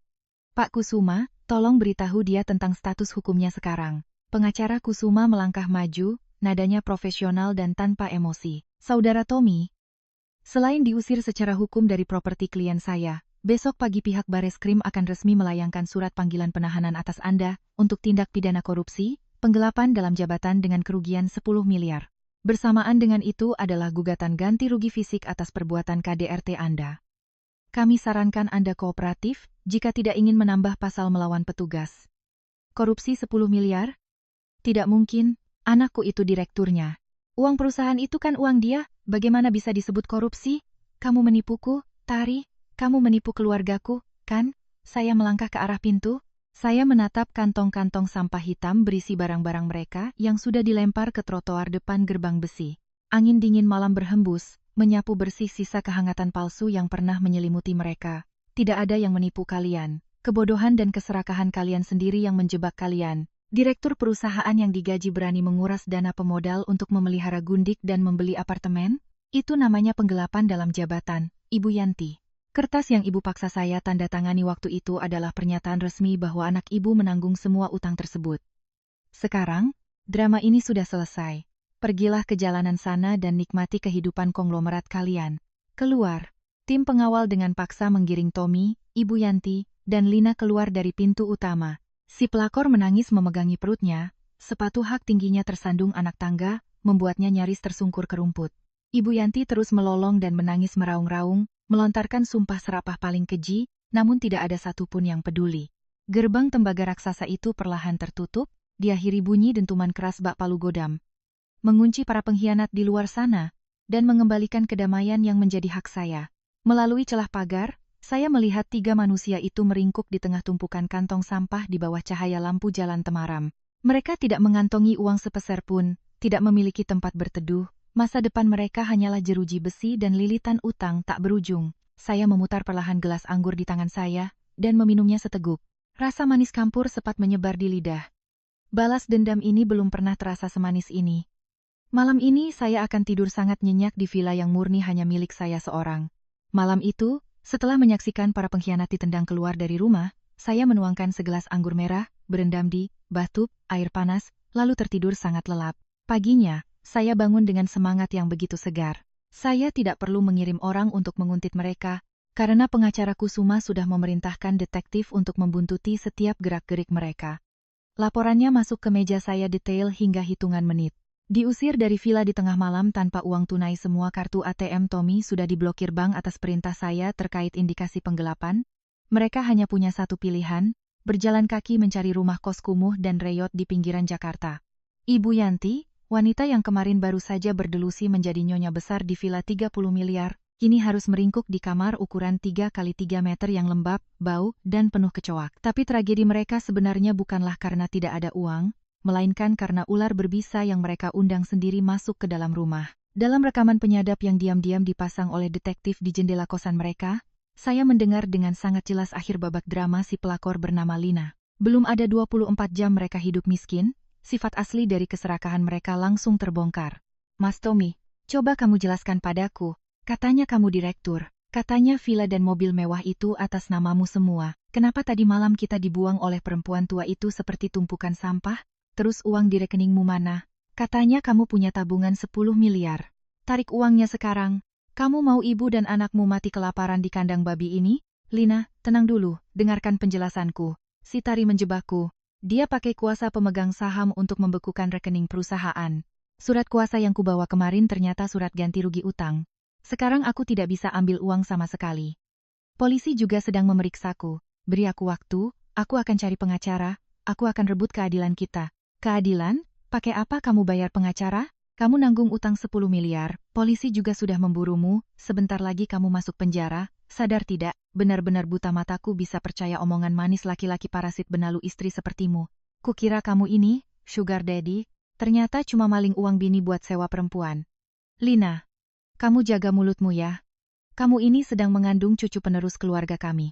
Tommy itu mencuri uang perusahaan demi kamu. Demi bayi di perutmu. Makanya dia sampai menyinggung si Tari dan berakhir begini. Bukannya menghibur suamimu, kamu malah berani memakinya. Cucu penerus, perempuan tua, kamu masih berkhayal tinggi ya. Kamu pikir bayi di perutku ini anak dari anak laki-lakimu yang tidak berguna itu? Biar saya kasih tahu, anakmu si Tommy ini mandul, spermanya lemah. Dokter bilang seumur hidupnya dia tidak akan pernah bisa bikin anak. Mendengar bagian ini di rekaman suara, saya tertawa meledak. Ya, betul sekali. Di tahun kelima pernikahan kami karena belum juga dikaruniai anak, saya dan Tommy periksa ke dokter. Hasilnya Tommy mandul. Tapi demi melindungi harga diri lelaki itu, saya menyembunyikan hasil tes kesehatannya. Saya menelan bulat-bulat semua makian pohon mandul dari ibu mertua tanpa membalas. Saya benar-benar tidak menyangka, gundik kecilnya akan menggunakan fakta kejam ini untuk menampar wajah Tommy di saat ia jatuh miskin. Apa? Kamu bilang apa? Tommy mandul? Terus bayi siapa yang kamu kandung itu? Kamu menipuku? Kamu menyelingkuhiku? Anak siapa ya bukan urusanmu? Kerjaku di diskotek, tamuku banyak. Lihat kamu laki-laki bodoh bawa black card, perusahaan berlagak buang uang, ya aku pura-pura saja bilang hamil biar bisa memeras hartamu. Kamu pikir perempuan cantik sepertiku mau cinta tulus pada laki-laki pengecut tukang numpang hidup ke istri sepertimu? Jangan mimpi di siang bolong, ya Tuhan, dasar pelacur, dasar penipu, kembalikan uang anakku. Kembalikan semua tas, branded, dan perhiasan emas yang sudah kubeli pakai uangku. Akan kubunuh kau. Coba saja sentuh aku. Aku panggil preman buat meratakan tempat kos ini. Oh ya, jam tangan, perhiasan emas yang semalam kalian sembunyikan di dalam tas waktu diusir itu. Barusan sudah aku bawa dan kujual tunai. Anggap saja ini pesangon masa mudaku yang terbuang karena harus melayani anak lelakimu yang pecundang itu. Selamat tinggal, Nyonya Besar. Tunggu panggilan sidangmu di penjara ya. Aku pergi. Suara benturan fisik, teriakan histeris Ibu Yanti yang seperti orang gila, dan suara bantingan barang oleh Tommy terdengar memekakkan telinga dalam rekaman itu. Orang ketiga telah membawa kabur sisa-sisa uang receh terakhir yang berhasil mereka selamatkan. Ilusi tentang cucu pewaris keluarga, ilusi menjadi nyonya besar, dan ilusi memiliki istri muda cantik, semuanya hancur berkeping-keping bak pecahan kaca yang menusuk balik ke jantung mereka sendiri. Saat orang serakah bertemu penipu sejati, ending-nya selalu menjadi tragedi yang sangat konyol. Mereka mengkhianati saya demi mengejar Fata Morgana. Dan sekarang, Fata Morgana itulah yang merampas sisa martabat dan harapan terakhir mereka untuk bertahan hidup. 2 bulan berlalu sejak malam badai di Villa Pondok Indah itu. Sidang kasus Tommy resmi digelar secara terbuka. Pers, media massa, dan kalangan pebisnis memusatkan perhatian pada persidangan ini. Seorang direktur yang memanfaatkan jabatannya untuk menggelapkan uang pemegang saham puluhan miliar, melakukan KDRT pada istri, dan memalsukan dokumen. Rentetan drama tersebut membuat ruang sidang Pengadilan Negeri Jakarta Selatan penuh sesak. Saya turun dari mobil mewah, mengenakan setelan jas kantor warna putih yang sangat elegan. Rambut saya disanggul rapi ke atas. Riasan tipis di wajah memancarkan aura kepercayaan diri, ketajaman, dan kekuasaan seorang direktur keuangan yang memegang nasib ratusan karyawan. Saya tidak terlihat kuyu. Saya tidak menangis. Saya datang kemari untuk menyaksikan langsung bagaimana keadilan menggilas orang-orang yang dulu berniat menghancurkan hidup saya. Di ruang sidang, suasananya sunyi dan menegangkan. Saya duduk di baris kursi khusus untuk saksi korban, punggung tegak lurus, mata menatap tajam ke arah kursi pesakitan. Tommy, dikawal oleh petugas pengadilan, melangkah masuk. Kondisinya sangat mengenaskan hingga tak ada lagi yang bisa mengenali sosok Direktur Parlente dari masa lalu itu. Rambutnya gondrong tak terurus, pipinya cekung, matanya celong dengan lingkaran hitam tebal akibat malam-malam tanpa tidur di rutan. Langkah kakinya berat, dan kedua tangannya diborgol di depan. Di kursi pengunjung pihak keluarga, Ibu Yanti duduk menyusut seperti daun kering. Matanya bengkak karena menangis, bibirnya terus berkomat-kamit namun tak ada suara yang keluar. Ketika tatapannya tak sengaja bertemu dengan mata dingin saya, ia buru-buru menunduk, menghindar dari rasa malu yang tak tertahankan. Terdakwa Tommy didakwa dengan pasal penggelapan dalam jabatan sesuai pasal 374 KUHP, serta tindak pidana kekerasan fisik dalam lingkup rumah tangga, KDRT, sesuai pasal 44 UU KDRT, berdasarkan bukti yang telah dikumpulkan kepolisian. Apakah terdakwa mengakui tindakan mendirikan perusahaan fiktif dan markup harga material guna mencuci uang perusahaan sebesar 10 miliar dan mentransfernya ke rekening pribadi untuk membiayai wanita simpanan? Yang Mulia Majelis Hakim, terdakwa mengakui hal tersebut. Namun mohon Yang Mulia pertimbangkan, terdakwa tidak ada niat untuk merampasnya. Terdakwa hanya berniat meminjam sementara dana perusahaan untuk investasi pribadi, dan berniat akan mengembalikannya. Mohon berikan terdakwa satu kesempatan untuk memulihkan kerugian ini. Interupsi, Yang Mulia Hakim. Saya adalah kuasa hukum dari saksi korban Ibu Mentari, ujar pengacara Kusuma. Keterangan terdakwa Tommy adalah kebohongan dan sekadar dalih belaka. Kami telah menyerahkan seluruh mutasi rekening bank, kontrak jual beli apartemen, serta bukti pembayaran barang mewah. Terdakwa sama sekali tidak melakukan investasi, melainkan menggunakan 100% uang hasil korupsi tersebut untuk membeli rumah dan mobil bagi gundiknya. Ditambah lagi, ketika perbuatannya tercium, terdakwa bukannya melakukan iktikat baik, malah bersama keluarganya menggunakan kekerasan fisik yang mengakibatkan luka berat pada klien kami. Hal ini dilakukan demi memaksa klien kami menyerahkan aset berupa villa senilai 30 miliar agar terdakwa bisa melarikan uang tersebut. Layar proyektor besar di ruang sidang langsung memutar ulang video dari CCTV keamanan ruang tamu. Suara makian Ibu Yanti, pukulan brutal Tommy yang menghantam wajah saya, gambar saat saya tersungkur ke lantai bersimbah darah. Seluruh pengunjung sidang berseru ngeri dan marah. Cibiran tajam langsung diarahkan pada kursi terdakwa. Tommy memejamkan mata rapat-rapat, bahunya bergetar hebat. Ibu Yanti di bangku pengunjung menutup wajahnya dan menangis terseduh-seduh. Mereka tidak bisa lagi berkelit dari bukti besi tersebut. Dipersilakan kepada pihak korban, Ibu Mentari, untuk menyampaikan pandangan dan tuntutan ganti rugi, sebelum majelis hakim berunding untuk menjatuhkan putusan. Saya berdiri perlahan. Tatapan saya menyapu majelis hakim, lalu berhenti pada Tommy. Saya menarik napas panjang, suara saya bergema lantang dan jelas, tanpa setitik pun kelemahan emosi. Yang mulia majelis hakim, selama 5 tahun pernikahan, saya telah menggunakan seluruh kekayaan pribadi, kecerdasan, dan pengorbanan sebagai seorang istri untuk menyelamatkan PT Bangun Persada dari ambang kebangkrutan, hingga mengangkat terdakwa Tommy ke kursi direktur. Tapi sebagai ganjaran atas pengorbanan itu, saya menerima pengkhianatan paling hina, konspirasi kejam untuk merampas aset pribadi, dan siksaan fisik yang brutal. Terdakwa tidak hanya melanggar hukum pidana secara fatal dan menghancurkan keuangan perusahaan, tetapi juga menginjak-injak moral kemanusiaan.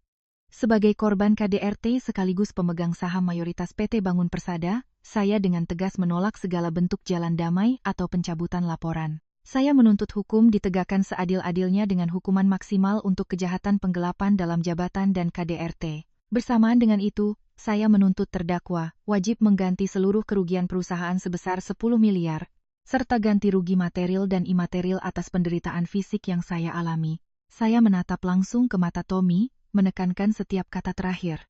Seorang pengecut yang berani menggunakan kekerasan untuk merampas keringat wanita, yang menukar kesetiaan demi nafsu syahwatnya, tidak pantas menerima keringanan hukuman dalam bentuk apapun. Ketukan palu hakim bergema ke penjuru ruangan, mengakhiri sesi tuntutan. Saat vonis dibacakan, Tommy dijatuhi hukuman 18 tahun penjara untuk akumulasi kejahatan penggelapan dan KDRT. Ia juga dilucuti dari seluruh haknya di PT Bangun Persada, dan wajib mengganti rugi 10 miliar. Segala aset yang tersisa atas namanya akan disita oleh negara untuk dieksekusi.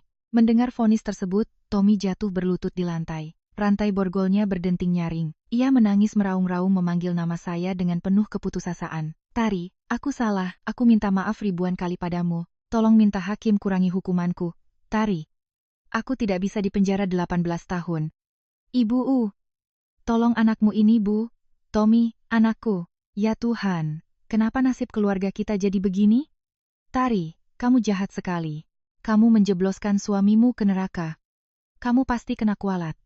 Saya meraih tas, branded, saya, membalikkan badan dan berjalan lurus keluar pintu. Teriakan putus asa dari ibu dan anak itu, kini hanya terdengar bak suara bising jalanan yang tak pantas menyita sedikitpun perhatian saya. Saya melangkah keluar dari pengadilan, mendongak menyambut sinar matahari siang yang menyilaukan. Langit Jakarta hari ini sungguh cerah. Operasi pengangkatan tumor beracun bernama keluarga suami telah usai. Mulai saat ini, hidup saya hanya akan diisi oleh cahaya kebebasan, kekuasaan, dan kemandirian sejati. 3 tahun telah berlalu sejak sidang yang menggelegar itu. Hidup saya telah membuka halaman baru yang jauh lebih cemerlang dan gemilang. PT Bangun Persada, setelah saya bersihkan dari benalu korup, kini telah direstrukturisasi secara menyeluruh. Dengan insting bisnis yang tajam dan jaringan rekanan yang kokoh, saya membawa perusahaan ini masuk ke daftar perusahaan konstruksi dan properti elit di Indonesia. Saya bukan lagi seorang istri yang bersembunyi di balik bayang-bayang suami hanya demi menjaga gengsinya. Saya adalah presiden direktur, duduk di puncak hierarki, dengan tangan saya sendiri menandatangani kontrak-kontrak bernilai triliunan rupiah. Villa 30 miliar di Pondok Indah itu telah saya rombak total desain interiornya. Kini, ia menjadi hunian bernuansa seni, tempat saya menikmati segelas wine, mahal sepulang hari kerja yang padat. Musim hujan tahun ini di Jakarta terasa lebih dingin, dengan angin kencang yang menyapu celah-celah kaca gedung pencakar langit. Malam itu, sepulang menghadiri pesta amal para pengusaha papan atas, mobil Maybach yang saya tumpangi melaju perlahan melewati kawasan Tanah Abang. Saat berhenti di lampu merah, mata saya tanpa sengaja menyapu trotoar dingin dan gelap di bawah kolong jembatan. Sekelompok gelandangan dan tunawisma sedang meringkuk di dalam balutan jas hujan sobek, membakar potongan kardus dan kertas koran bekas untuk menghangatkan tubuh. Di sudut yang paling jauh dari angin, saya melihat sebuah siluet yang sangat tidak asing. Seorang wanita tua kurus kering, berpenyakitan, dengan rambut gembel berserakan. Ia memakai berlapis-lapis pakaian kumal yang ia pungut dari tong sampah. Tubuhnya menggigil parah, tangannya mendekap erat setengah potong roti tawar yang sudah berjamur. Matanya sayu dan kosong menatap arus lalu lintas yang padat. Itu adalah Ibu Yanti, wanita yang dulu mengenakan kebaya merah marun dan kalung mutiara, berdiri arogan di tengah villa megah saya, menunjuk-nunjuk hidung saya dan mengusir saya dari rumah, kini hidup sebagai pengemis gembel yang tidur luntang-lantung di kolong jembatan, memungut sisa sampah. Saya pernah mendengar kabar bahwa setelah Tommy dipenjara dan semua asetnya disita pengadilan, Ibu Yanti kehilangan segalanya. Ia tidak punya uang pensiun. Kerabatnya yang dulu menjilat, langsung membuangnya karena takut dicap melindungi ibu dari seorang koruptor kriminal. Ia sudah tua dan tidak mampu bekerja keras, lalu diusir dari kontrakan kumuhnya karena tak mampu membayar. Pada akhirnya, ia dibuang ke pinggir jalan, menggelandang dari satu kolong jembatan ke kolong jembatan lain demi sesuap nasi. Anak emasnya yang dulu selalu dibela walau memukul istrinya, kini sedang memakan nasi cadong di sel tahanan yang dingin. Cucu mahkotanya hanyalah bualan kosong dari seorang wanita bayaran. Kesombongannya yang setinggi langit dan keserakahannya yang tak ada dasar, telah digilas hancur oleh hukum karma tanpa sisa. Saya duduk di dalam kabin mobil yang hangat, berselimutkan jok kulit premium. Cahaya lampu jalan menembus kaca gelap, menyinari wajah saya yang tenang. Saya tidak menurunkan kaca jendela. Saya tidak menyuruh supir berhenti untuk melempar beberapa keping koin ke arahnya. Saya tidak memiliki rasa iba sedikit pun bagi iblis yang dulu pernah berusaha menginjak saya sampai ke dasar lumpur. Keberadaannya di kolong jembatan yang dingin itu adalah bukti paling nyata dari hukum alam. Mereka yang hidup dari menipu, yang kejam, dan yang menginjak-injak hasil keringat orang lain, pada akhirnya akan dikembalikan oleh semesta ke tempat yang paling gelap dan paling sepi. Mobil Maybach perlahan melaju, meninggalkan punggung ringkih Ibu Yanti yang tertelan kepekatan malam. Saya mengangkat gelas sampahnya yang sudah disiapkan di mobil, lalu menyesapnya perlahan. Para pendengar sekalian yang sedang menyimak siniar, Nisa bercerita, kita para perempuan ini memang terlahir dengan membawa sifat lembut, pemaaf, dan selalu siap berkorban demi keluarga. Tetapi pengorbanan itu hanya akan bernilai jika kita serahkan kepada orang yang tepat, di tempat yang tepat. Jangan pernah mengubah toleransimu menjadi senjata bagi orang serakah dan tak tahu diri untuk dengan bebas menginjakmu. Hidup ini sangat realistis. Uang, kedudukan, dan aset yang kita usahakan dengan darah dan keringat kita, pantang diserahkan begitu saja untuk dikuasai orang lain atas nama ikatan keluarga. Perempuan modern harus membekali dirinya dengan insting pertahanan diri di dalam hutan belantara pernikahan ini. Saat dipojokkan, jangan buang waktumu untuk menjerit atau menangis memohon-mohon belas kasihan. Diam-diam kumpulkan bukti, kunci brankasmu, dan gunakan kekuatan logikamu untuk melepaskan serangan balik yang paling mematikan. Ingatlah, menjadi perempuan baik-baik itu bagus. Tetapi menjadi seorang alpha female yang memiliki duri, punya keberanian, dan membuat orang lain tunduk segan adalah cara terbaik untuk melindungi dirimu sendiri. Bapak, Ibu dan teman-teman, saat supercar, saya melaju pelan melewati kolong jembatan Tanah Abang yang dihembus angin dingin, meninggalkan sosok renta wanita tua yang dulu menobatkan dirinya sebagai nyonya besar. Saya menyandarkan punggung ke kursi yang empuk dan memejamkan mata. Di tengah keheningan kabin yang hangat, diiringi alunan pelan musik simfoni, saya mendadak mendengar embusan napas dari jiwa saya sendiri. Bukan embusan napas karena sombong atau kemenangan yang pongah, melainkan helaan napas panjang yang terasa ringan akibat sebuah kebebasan, sebuah pelepasan seutuhnya.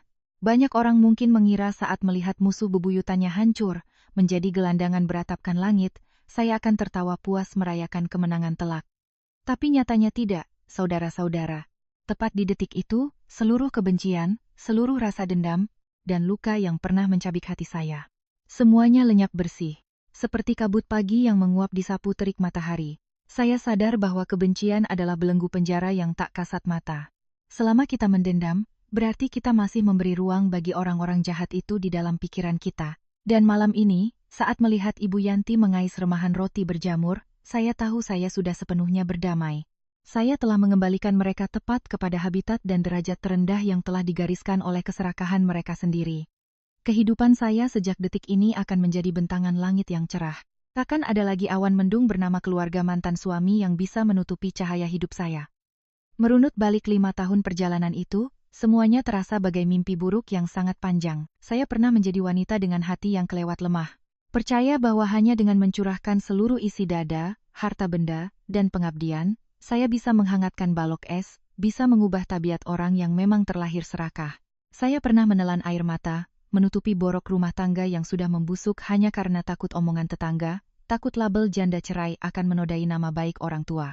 Saya pernah memotong sayap saya sendiri demi masuk ke dalam sangkar emas moral istri dan menantu, lalu orang lain menganggap wajar pengorbanan saya, menganggap diam saya sebagai tanda kebodohan yang mudah diperas. Tapi kemudian, malam badai yang nahas itu datang. Pukulan dan jambakan brutal dari ibu mertua, serta hantaman kepalan tangan suami saya bagaikan air es yang disiramkan ke wajah saya untuk membangunkan saya dari kebodohan. Rasa sakit fisik malam itu mengebrukkan singa yang sedang tertidur di dalam diri saya. Saya langsung terbangun dan menyadari satu kebenaran mutlak.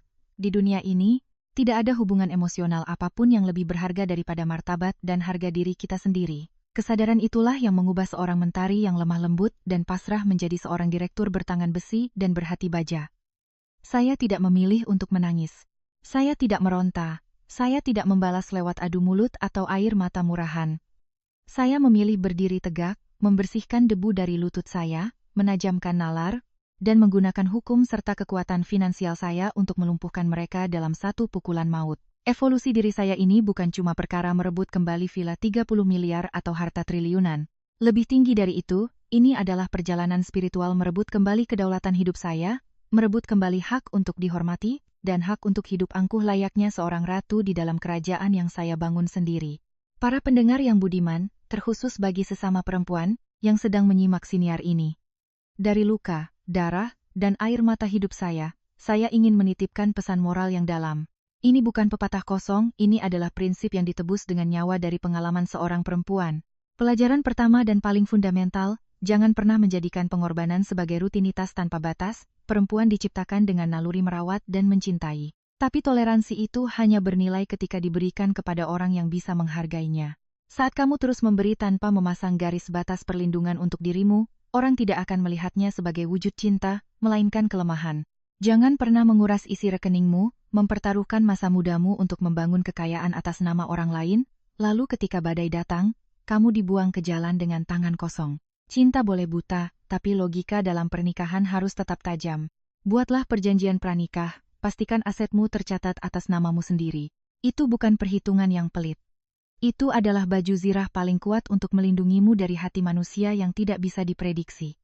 Pelajaran kedua, kekuatan mutlak dari kemandirian finansial. Kenapa saya bisa setenang itu menghadapi perselingkuhan?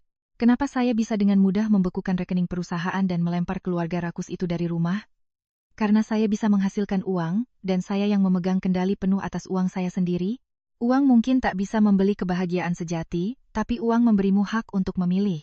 Uang memberimu keberanian untuk pergi dari meja makan yang tak lagi menyajikan penghormatan.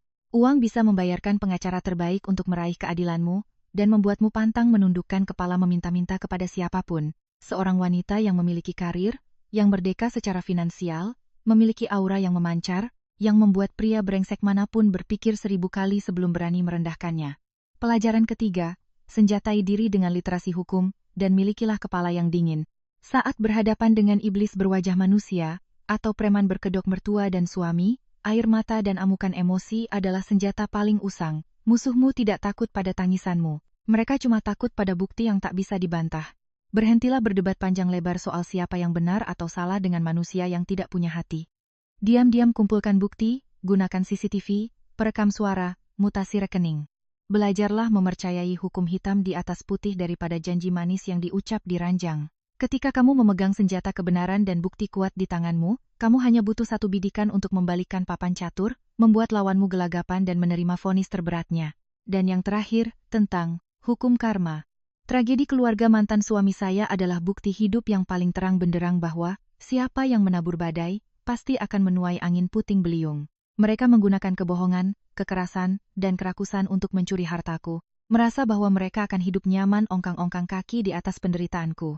Namun jaring langit itu luas, tampaknya renggang, namun tak ada satupun yang bisa meloloskan diri. Mereka yang membangun istana di atas darah orang lain pada akhirnya akan menyaksikan istananya runtuh rata dengan tanah. Satu masuk penjara makan nasi cadong, yang lain jadi gembel di kolong jembatan. Itu bukanlah hukuman dari saya seorang, itu adalah keadilan semesta terhadap moral yang sudah busuk dari akarnya.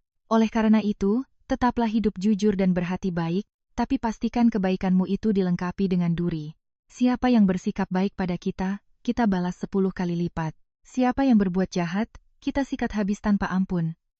Hidup ini terlalu singkat untuk dihabiskan menangisi orang yang tidak pantas. Jadikan lukamu sebagai medali kehormatan, dan jadikan pengkhianatan mereka sebagai batu loncatan untuk mendorong dirimu sendiri terbang lebih tinggi dan bersinar lebih terang. Bapak, Ibu sekalian, menutup kisah kelam namun penuh kemenangan ini. Hati saya saat ini sangat damai, setenang dan sejernih telaga di musim kemarau. Saya sudah memaafkan masa lalu, bukan karena mereka pantas dimaafkan, tetapi karena saya pantas mendapatkan ketenangan ini. Perjalanan dari seorang istri lebam yang terkapar di lantai marmer dingin, menjadi seorang presiden direktur yang berdiri angkuh di puncak kejayaannya, adalah rute yang dipenuhi darah dan air mata, tapi percayalah, semuanya sangat pantas dibayar lunas. Kepahitan itulah yang menempa Mentari menjadi secerah hari ini. Saya berharap cerita ini bisa menjadi obor kecil, menghangatkan sekaligus menerangi arah bagi kalian yang sedang terombang-ambing di persimpangan gelap dalam kehidupan. Jika ada di antara kawan-kawan pendengar, terutama perempuan di luar sana, yang merasa bimbang, merasa tertekan oleh ketidakadilan namun memilih bungkam, saya harap cerita ini bisa menjadi pasokan energi raksasa bagi kalian. Beranikan diri untuk bangkit. Beranilah membuang rongsokan beracun yang terus menyeret hidupmu ke dasar jurang.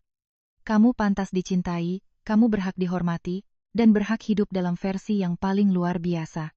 Jika Anda merasa cerita ini menyentuh lubuk hati, jika poin-poin pelajaran hidup ini memberi Anda kekuatan dan sudut pandang baru, mohon luangkan waktu menekan tombol like, dan tuliskan pendapat Anda di kolom komentar.